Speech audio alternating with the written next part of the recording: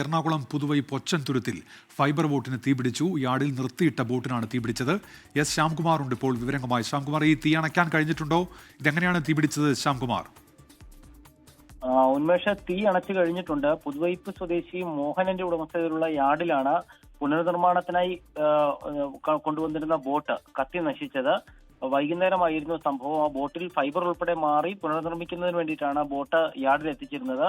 തീ പിടിക്കുന്നത് കണ്ട് പ്രദേശവാസികൾ ഉൾപ്പെടെ തൊഴിലാളികൾ ഉൾപ്പെടെ ഓടിയെത്തുമ്പോഴേക്കും തീ പടർന്ന് പിടിച്ചിരുന്നു.